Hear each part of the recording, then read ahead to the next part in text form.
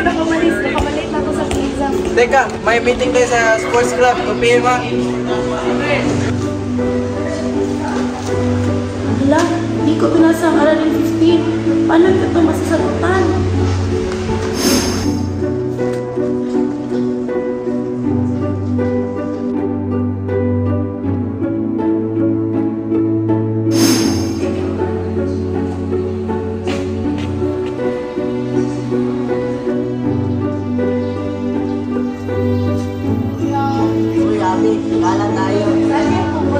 Uwi na sana ako dahil meron ako madaming gagawin.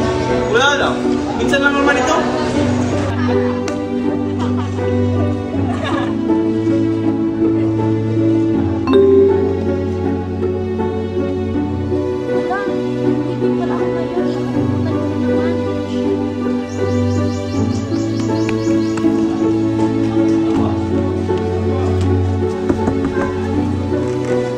Bakit ngayon ka lang?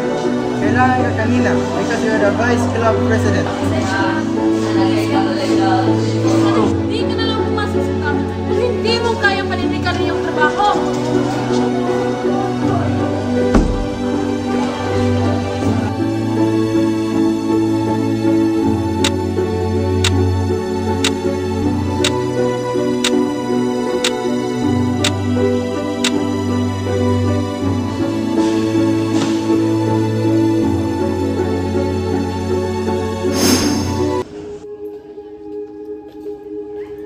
Hello, sir.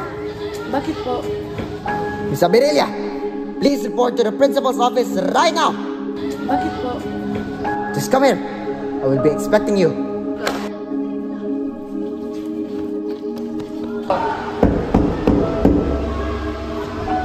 Sir, ano pong kailangan niyo? Miss Aberelia, I am very disappointed in you. 39 over 75? Is that a score of a top student? Sir, hindi ko pwede po mag-retake. Please po. No! Wala kang valid excuse para i-retake ang exam na to. You're just being irresponsible and lack discipline, Miss Aberelia. Sir, hindi ako pwede mawala sa top list. Even your performance tests and in quizzes. Palaging delayed. Also your class attendance. Palagi kang late, Miss Aberelia. Kaya you'll get the grade that you deserve. 73! Parang totoo ang panaginip na yun. Like, it's just a sign for me na ayusin ang paggamit ng oras.